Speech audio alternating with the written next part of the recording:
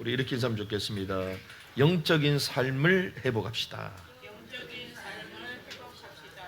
오늘 제목이 소돔보다 혼란했던 사사시대에서의 탈출인데, 우리의 삶의 영적 혼란함이 거치어지는 시간 되기를 주님으로 축복합니다.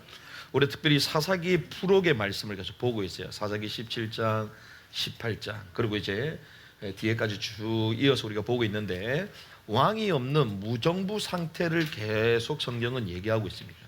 저와 여러분들의 인생 한 주, 오늘의 주인은 그리스도인 줄 믿습니다.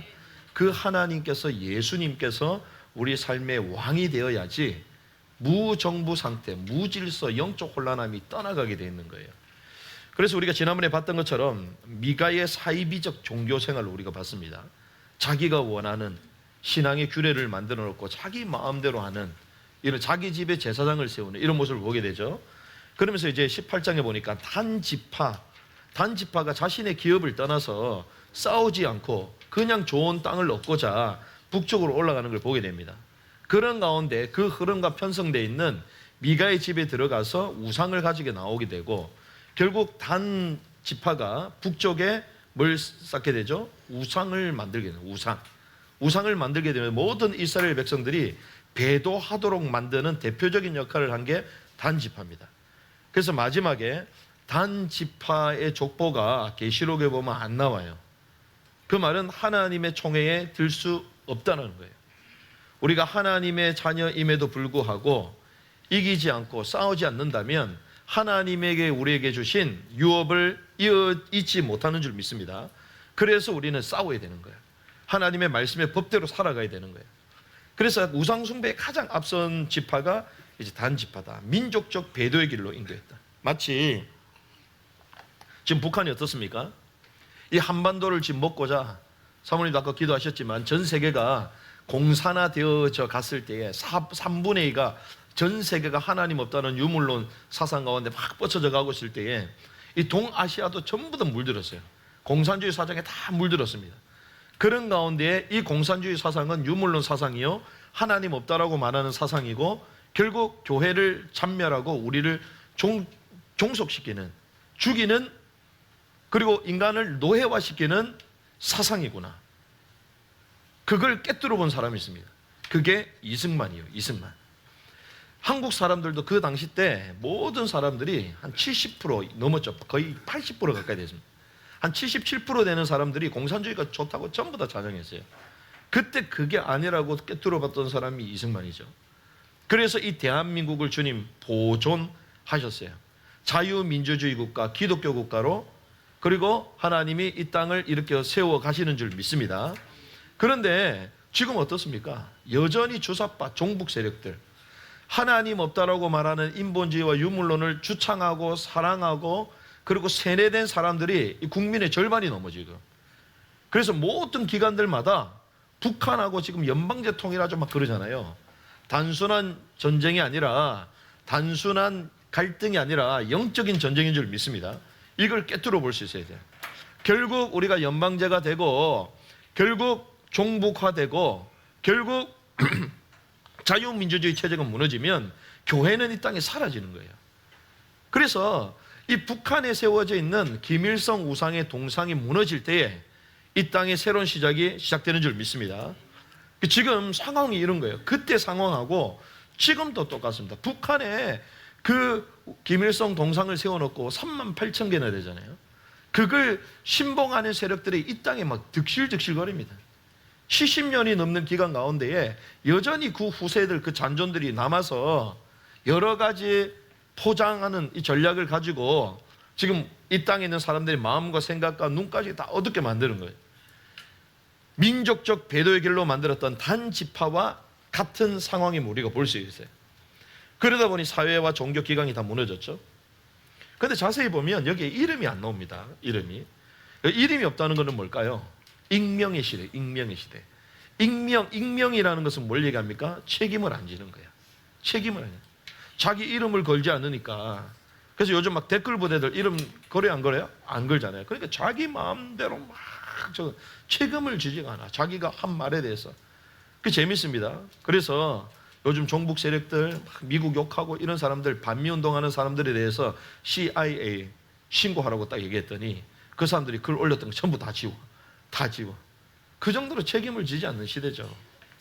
그 시대, 지금과 같은 시대보다 더 악했던 시대가 이 사사 시대라고 우리가 볼 수가 있는 거예요. 그런데 오늘 1절에 보니까 뭐라고 얘기합니까? 같이 읽습니다. 시작. 왕이 없을 그때에 이스라엘에 뭐가 없다고요? 왕이 없을 때. 왕이 없다. 통치자가 없으니 기계망측한 일들이 벌어진 무질서한 시대가 도래됐다는 것입니다. 그런 가운데에 이어지는 이야기가 첫 번째 이제 레위인의 첩 이야기예요. 1절에서 15절입니다. 1절에 그때 에브라임 산지 구석에 거류하는 어떤 레위 사람이 유다 베들레헴에서 누굴 맞이했다? 첩을 맞이했다는 거예요. 레위인이 첩을 둘 수 있나요? 첩을 둘 수가 없죠. 그런데 레위인이 첩을 두는 일반적인 상황이 돼버린 거예요. 혼인 제도까지도 다 무너지고 결혼, 여자, 남자 이런 개념들도 거의 다 막 사라져버린 이런 시대라고 볼 수 있습니다. 그런데 그 첩이 또 뭐였다고? 2절에 행음하고 행음하다는 것에 음행한 것도 있지만 또 깊은 의미는 우상을 섬기다는 뜻이 있습니다. 그의 첩이 행음을 했어요. 그러므로 말미암아 남편을 떠나서 어디로 갔어요? 아버지 집으로 간 거야. 넉 달 동안 지금 지내고 있는 거예요. 넉 달 동안 이제 떨어져 있는 시간이에요. 그런데 3절에 보니까 그의 남편 레위 사람이죠. 이 사람이 그 여자에게 이제 다정하게 말합니다. 그리고 그를 데려오고자 했어요. 아니 음행한 여자다. 그럼 어떻게 됩니까? 죽여야 되는 거 아니에요. 율법이 취하면. 근데 그거를 또 찾으러 가. 아니면 첩이니까 버려야 될 거 아니에요. 근데 그걸 또 찾아가. 그 사람의 방법으로 해결하려고 하는 거예요. 근본적으로 해결을 하지 못하고 사람의 방법으로 계속 문제를 해결하는 모습을 보게 됩니다. 그렇게 가니까 어떤 일이 뭡니까? 그의 여자의 아버지가 그를 보고 기뻐했다. 장인이죠. 그래서 장인이 그냥 가지 말고 4절에 보니까 3일 동안 유숙해라 해요. 3일 동안. 그와 함께 머물며 먹고 마시며 거기서 유숙하다가. 그래서 넷째 날에 이제 가려고 합니다. 넷째 날에 가려고 하는데 뭐라고 얘기합니까? 5절에 같이 읽어볼까요? 시작. 넷째 날 아침에 일찍 일어나 떠나가자 하매 그 여자의 아버지가 그의 사위에게 이르되 떡을 조금 먹고 그대의 기력을 돋은 후에 그대의 길을 가라. 그게 또 말리는 거예요. 장인이 또 말리는, 권유하는 거예요. 나흘이 지나도록 계속 있으라는 거예요. 그러니 뭐라고요? 기력을 돋은 후에. 이 레위 사람이 빨리 가야 되는데 가지 않고 그 육신의 그 안락함과 그 호의에 마지 못해서 또 있는 거예요. 자기의 일을 하지 않고 육신의 안락함과 호의에 만족하고 안주하고 있는 유약한 경건하지 못한 레위인의 모습을 또한 볼 수가 있는 거예요. 이 시대가 그랬다는, 이 시대가. 그런 가운데 이제 10절에 15절의 말씀 보니까 이제 드디어 일어나게 됩니다. 9절에 보니까 하루 더 있어라고 얘기하는데 이제 도저히 안 되겠다 싶어서 10절에 보니까 그 사람이 다시 밤을 지내고자 하지 아니하여 일어나서 여부수 맞은편에 이를 때 간 거예요. 그런데 5째 저녁밤에 비로소 출발을 했는데 왜 조금 더 있어도 되는데 어차피 있었던 거 계속 있어도 될 거 아닙니까? 근데 왜 또 가려고 했을까요? 레위인들이 마땅히 지켜야 될 게 있죠. 그게 뭡니까? 안식일. 그리고 레위인들은 성전의 직무를 맡았잖아요. 봉사를 해야 되니까. 그러니까 직업의식은 또 있는 거야. 직업의식은 있으니까 또 가긴 가야 되는 거야. 우리 신앙생활 하다 또 그런 게 있잖아요. 아무리 신앙이 떨어지고 막 바쁘고 이래도 또 교회는 또 가야 될 거 아니에요. 마치 이런 거야. 그리고 내가 맡은 거 있으니까 또 그건 해야 되는 거야. 마치 그렇게 가는 거예요. 그런데 여부수에 도착했는데 여부수에 쉰다 쉬지 않는다? 쉬지 않을 것이다. 11절에 보니까 종이 얘기합니다. 여부수 사람의 이 성읍에 들어가서 유숙하십시다 하니 12절 같이 있습니다. 시작. 주인이 그에게 이르되 우리가 돌이켜 이스라엘 자손에게 속하지 아니한 이방 사람의 성읍으로 기브아로 나아가리라 하고. 아니 그냥 여기서 쉬면 큰 문제도 없었을 건데 하필 또 기브아까지 가겠다네. 왜 여기서 유적지 않겠다 얘기했어요? 이방인과의 접촉을 원하지 않는다는 거예요. 무슨 말입니까? 이 종교적인 우월감을 또 갖고 있는 거야. 종교적인 또 우월감을 가지고 있고 아니, 자기가 정말 하나님의 말씀을 신실히 섬기는 사람이면 말씀대로 모든 것을 행해야 되는데 자기 입맛에 맞도록 선택하는 신앙이야. 그렇죠? 이럴 때는 다 허용하고 저럴 때는 또 안 된다 얘기하고 종교절 또 우월감까지 있네. 그 결국에는 어디까지 갑니까? 기부아에 가게 되는데 기부아에 가서 결국 문제가 터지는 거예요. 기부아에 갔더니 자기를 맞이하는 사람이 있어 없어요? 없습니다. 15절. 기부에 가서 유숙하려고 그리고 돌아 들어가서 성읍 넓은 거리에 앉아 있으나 그를 집으로 영접하여 유숙하게 하는 자가 하나도 없었다. 원래 나그네를 대접하라고 신명기 말하고 있잖아요. 그런데 이 지역의 이 사람들 자체가 하나님의 말씀을 지킨다, 지키지 않는다? 지키지 않는다. 영접하여 유숙케 하는 자가 없었다는 것입니다. 그 결국에는 문제가 앞으로 닥칠 조짐을 우리가 알 수 있는 거죠. 그런 가운데 우리가 두 번째 봐야 될 것은 기부아의 만행입니다. 16절에서부터 나옵니다. 16절 같이 읽습니다. 시작. 저녁 때에 한 노인이 밭에서 일하다가 돌아오니 그 사람은 본래 에브라임 산지 사람으로서 기부아에 거주하는 자요 그곳 사람은 베냐민 자손이더라. 자, 에브라임 출신 노인이 이제 영접하기 시작하는 거예요. 아무도 없다가 갑자기 노인이 찾아왔는데 이 노인이 에브라임 출신이라. 같은 고향 사람을 만났네. 얼마나 반가웠겠어요. 그러니 분명히 이 동네 사람들은 이 나그네를 환대하고 모셔야 됐지만 그러지 못했다. 나그네 대접을 홀대했다. 하나님의 말씀과 멀어져 있는 지역임을 우리가 볼 수가 있는 거죠.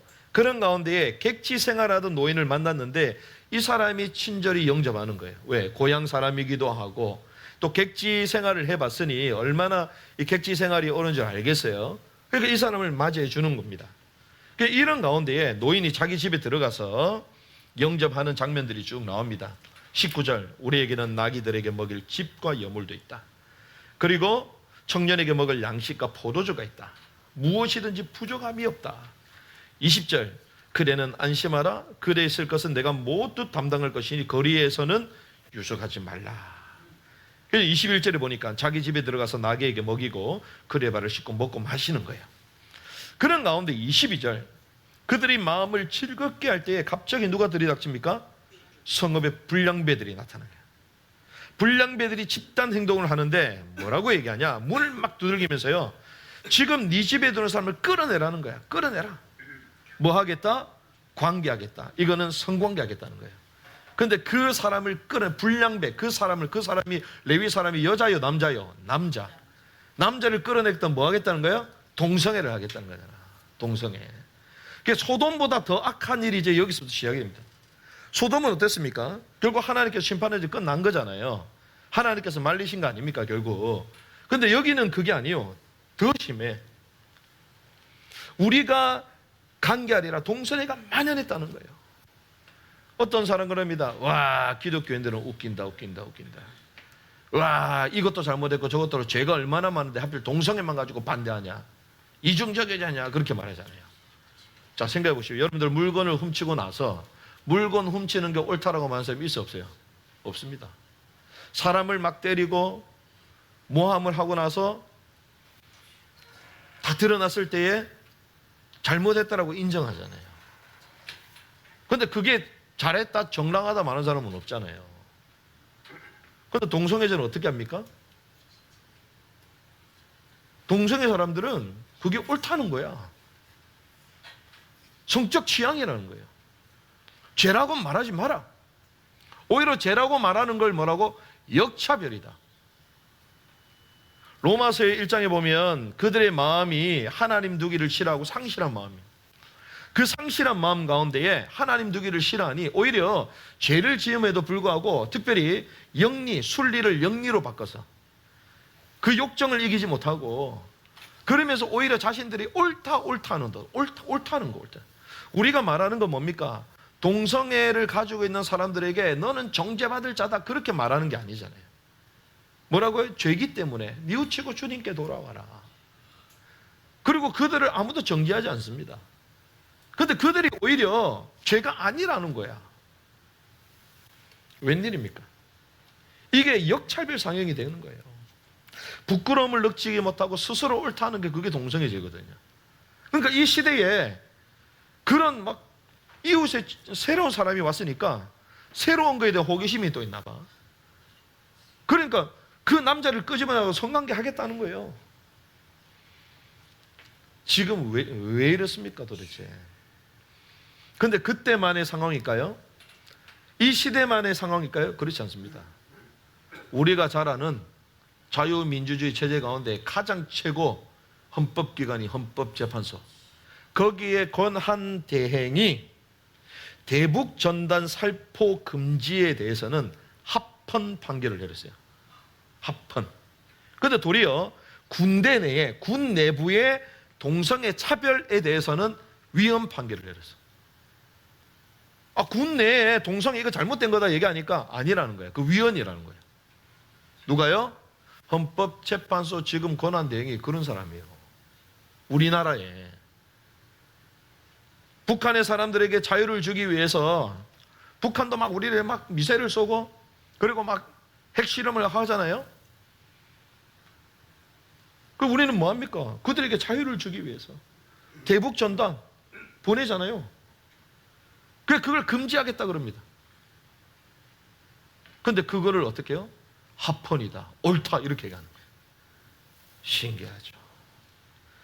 그런 사람 밑에 지금 대통령이 그런 사람 앞에서 재판을 받고 있는 거예요 지금. 그때나 지금이나 동일한 것입니다.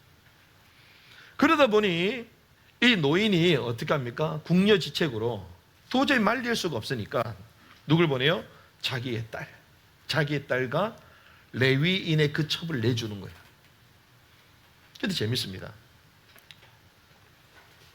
레위인의 첩을 내주면 누가 가만히 안 있어야 되죠? 레위인이 가만히 안 있어야지. 근데 레위인은 어떻게 자고 있어? 잠잠을 해. 자기 희생이 없어. 아니 가가지고 자기 첩을 달래가지고 데리고 오는 마당에, 그렇죠? 일말의 책임도 없어. 막지도 않아. 자기 희생하지 않아. 그런데 그 첩은 어떻게 해요? 밤새도록 능력을 당하고 이용당하고 새벽에 풀러 나와서 봤더니 나중에 뭐 했어요? 죽어버렸어. 그런데 이 레위인이 27절에서 보니까 어떻게 합니까? 복수를 요청합니다. 시신을 수습해서 29절에 같이 한번 볼까요? 그 집에 이르러서는 칼을 가지고 자기 첩의 시체를 거두어 그 마디를 찍어 12덩이에 나누고 그것을 이스라엘 사방에 두어보니. 웬일이요? 이런 큰 비극이 일어나면 어떻게 됩니까? 하나님 내가 뭔가가 잘못됐군요. 하나님 왜 이런 일이 계속 일어납니까? 하나님 내게 주는 사인이 있거든. 고민을 하고 기도를 하고 그래야 될 거 아니에요? 어떻게 합니까?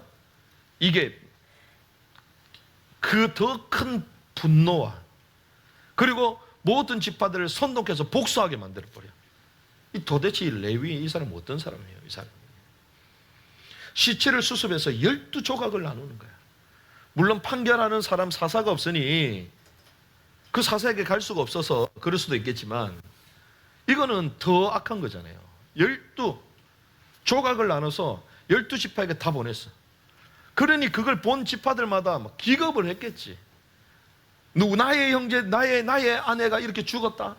그것도 첩인데 죽었다. 복수해달라 이거잖아요.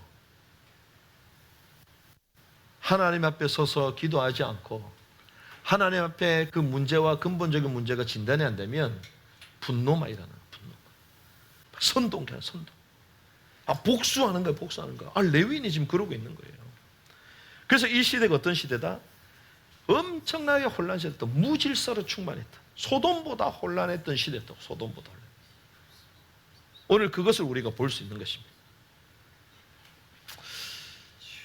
이 본문을 통해서 우리가 혼란스러운 사사시대, 왕이 없고 자기 소견대로 행했던 사사시대, 우리가 그 정도만 알고 있었잖아요. 그런데 소돔보다 악한 시대가 사사시대, 바로 이 시대. 그러면 저와 여러분들이 이 짧은 본문을 통해서 우리에게 주시고자 하시는 메시지가 있습니다. 그게 무엇이냐? 우리가 그걸 알 수 있습니다. 레위인이 일탈했구나. 목회자가 일탈했구나. 이렇게 생각할 수 있습니다. 그런데 오늘 우리에게 주시는 말씀은 누가 레위인이다? 내가 레위인이다. 내가 레위인이다. 무엇으로 인해 비극이 일어나죠? 첩으로 인해서 비극이 일어나는 거예요. 이 첩을 다시 찾아갔잖아요. 뭘 얘기하는 겁니까? 내게 연민을 느끼게 하는 것이 있어요. 내게 연민을 느끼게 하는 것.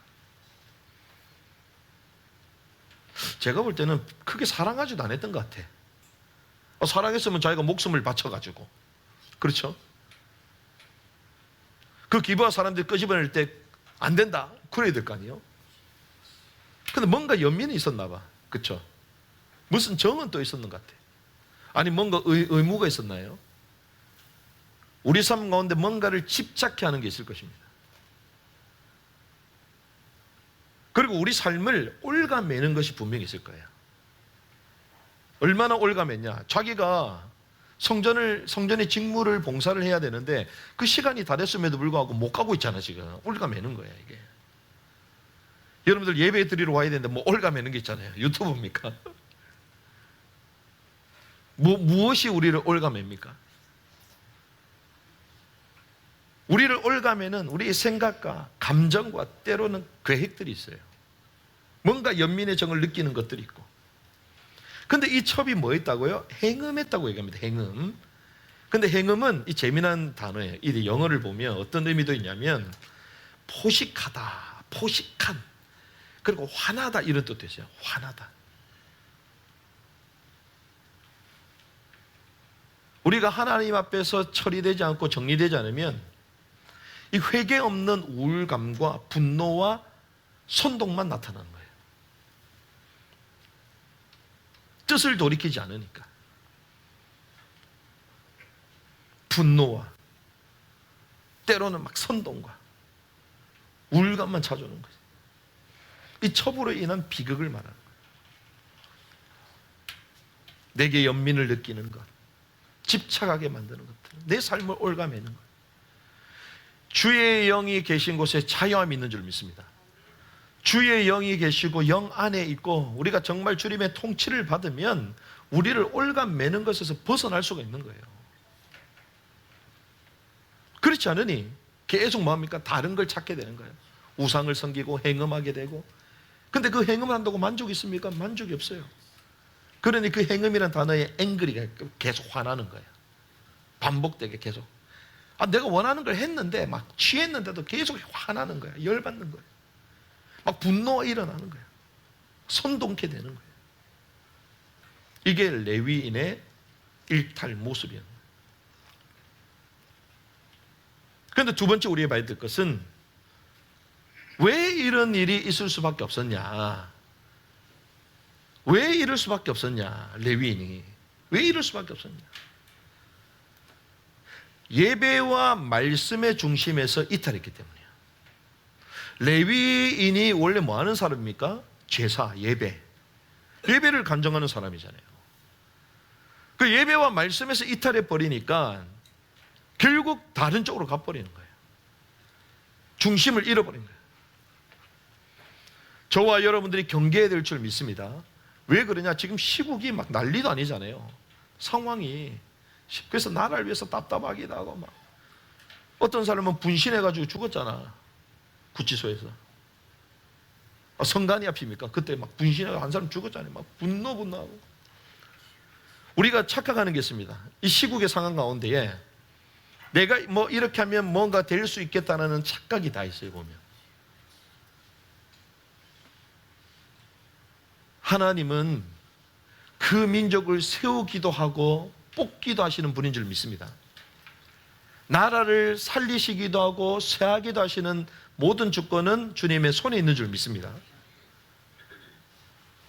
우리가 이걸 놓칠 때가 많아요. 우리가 뭐 하면 막 되는 것처럼 생각해. 아니요. 그거보다 더 중요한 게 있습니다. 그거보다 더 중요한 것은 예배의 자리 가운데 내가 있어야 되는 거예요. 그게 더 중요한 거예요. 나의 예배의 자리를 뺏는 그 무엇이 다 있다? 첩과 같은 것이 있다? 경계해야 됩니다. 예배를 드리지 못하도록 뭔가 나를 사로잡는 것이 있다? 경계해야 되는 거예요. 우리가 막 나라를 위해서 강화문도가 더 중요한 건 예배의 자리예요. 사람도 만나고 내 일정도 보고 뭐 일도 하고 더 중요합니다. 더 중요한 게 뭐죠? 예배의 자리예요. 개인과 가정, 학업과 사역, 그리고 사업, 그 가운데서 무엇이 먼저 돼야 되냐? 예배의 자리가 먼저 해보게 되는 예배. 온전한 예배의 말씀과 기도를 해보게 될 줄 믿습니다. 온전한 예배를 그래서 해보게 되는 거예요. 레위인이 자기가 있어야 될 곳이 어디요? 자기가 해야 될 게 뭐요? 그 첩대로 올 게 아니라니까. 그렇죠?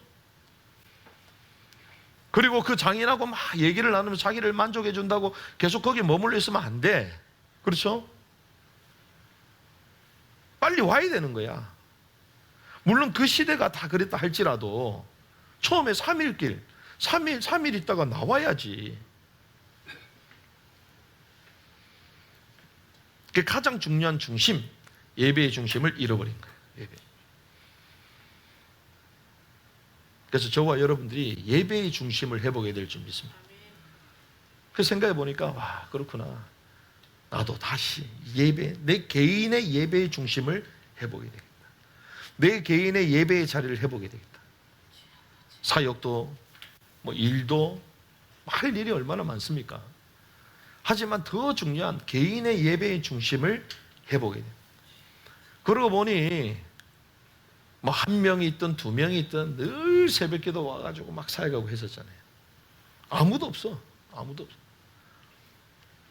뭐 예배 드리겠다고 권사님들 와가지고 여기서 막 주무시고, 그런 가운데서도 막 우리가 기도하고 예배하고 그 자리를 지키겠다고. 지금은 너무 편하지. 너무 편하지.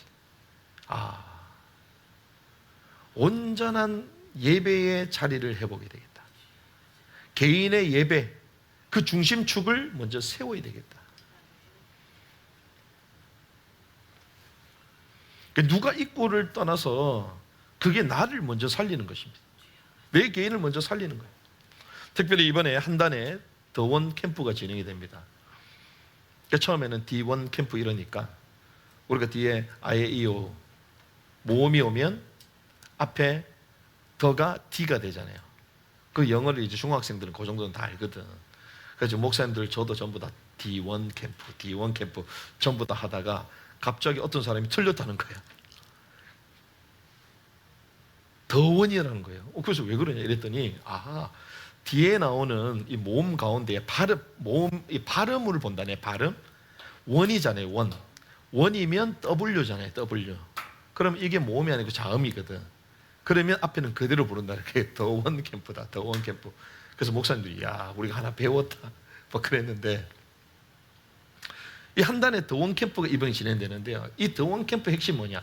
하나님을 인격적으로 만나게 하는 것인데 거기에 가장 중요한 것이 예배예요. 예배. 그래서 하나님을 인격적으로 만날 수 있는 하나님의 임재를 경험하는 예배가 가장 중요하다. 우리 캠프에 있어서. 그래서 예배 사역의 중심을 담은, 그리고 그 일에 계속 쓰임받고 또 활동해 오셨던 그런 목사님이 전체 총괄을 맡아서 그 일을 하는 거예요. 그래서 그렇구나. 온전한 하나님 깊게 예배 있는, 우리가 많은 사역, 많은 일정들 다 해야 되겠지만 행정도 그렇고 막 이번 캠프는요 너무 재밌을 것 같아요. 왜? 제가 볼 때는요 지구상에 가장 저렴한 비용 가지고 하는 캠프인 것 같아요. 가장 저렴한 캠프. 저희가 120명이 모여가지고 3박 4일을 있는데요 600만 원 가지고 해. 600만 원 가지고. 생각해 보십시오. 2천만 원, 3천만 원이 아니고 어떻게 캠프를 120명이 모이는데 4일 동안 600만 원 가지고 그 강사들이 그래 많은데, 우리가 해외여행 두 사람 그냥 갔다 왔던 왕복 티켓밖에 안 돼. 그럼에도 불구하고 우리가 많은 일정과 그리고 많은 준비보다 가장 중요한 게 무엇이냐? 온전한 예배에 집중하는 것이다. 온전한 예배. 이번 캠프가 하나님을 만나는 복된 예배의 부흥이 있는 시간이 될 줄 믿습니다. 그래서 우리가요, 잠자는 레위인을 깨워야 되는 거예요. 우리 속에 있는 예배, 그리고 말씀, 기도, 가장 기초적인 예배의 중심축을 온전히 세워야 될 줄 믿습니다. 이걸 세우라는 거예요. 그 일탈에서 벗어날 수 있는 거예요. 레위인을 세우는 집회, 특별히 다음 세대를 깨우는 집회가 이번에 한단에서 더원 캠프가 되어야 될 줄 믿습니다. 그 흐름을 따라 하나님, 그 혼란했던, 소담보다 혼란했던 이 사사시대와 같은 이런 시대를 저와 여러분들이 살아가는데, 내 개인, 시국, 그리고 가정 모든 걸 내려놓고 하나님, 내가 온전한 예배자로 서게 하여 주시옵소서. 예배의 중심축을 회복하는 한 주간 되게 하여 주시옵소서. 특별히 우리 참석하는 우리 학생들도 이번 주 캠프 가운데 온전히 하나님께 집중할 수 있는 예배, 하나님을 인격적으로 만나는, 영적으로 만나는 복된 예배, 그런 캠프가 되게 하여 주시옵소서. 그 언약 붙들고 승리하기를 주님을 축복합니다.